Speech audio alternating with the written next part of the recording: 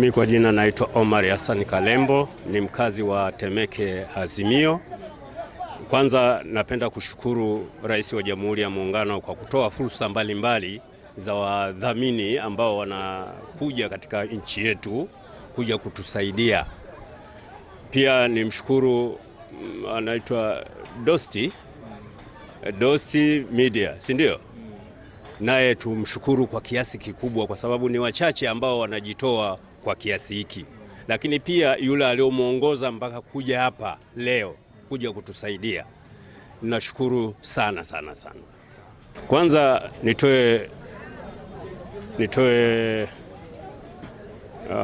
nitoe fursa kwa wafadhili mbalimbali kwa nchi yetu. Kwanza ni nchi ya amani, wasije wakaona pengine hakuna amani. Hapa nchini pana amani. Tunaomba waje watoe, tuna watu mbalimbali ambao hawana uwezo kwa nchi yetu. Kwa hiyo kufanya kitu kama hiki ni fursa kubwa kwa wananchi wa Tanzania, lakini pia kusaidia baadhi ya watu ambao hawana uwezo. Niseme kwa hili ni zuri sana kwa nchi yetu. Kwa hiyo mfadhili ambao leo ametoa au taasisi ambayo leo imetoa, basi ihimize na watu wengine, na sisi tunatoa wito waje wasaidie watu chungu mzima, wapo ambao wanaweza kusaidia. Asante. Napenda kutoa shukrani zangu za dhati kwa msaada tuliopewa kwa ajili ya futari.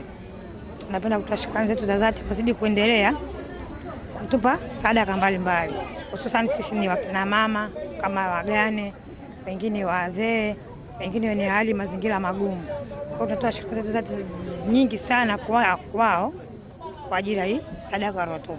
Napenda kutoa tena shukrani zangu tena kwa dhati kwa siku ya wanawake ambayo inaadhimishwa kesho.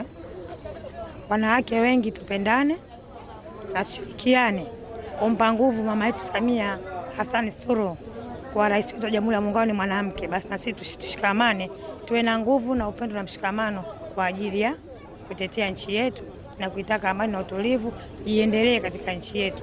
Tupate misaada mbalimbali kutoka nje ya Tanzania na Tanzania yenyewe wanaojisikia kusaidia wanawake. Shukrani sana. Asante sana.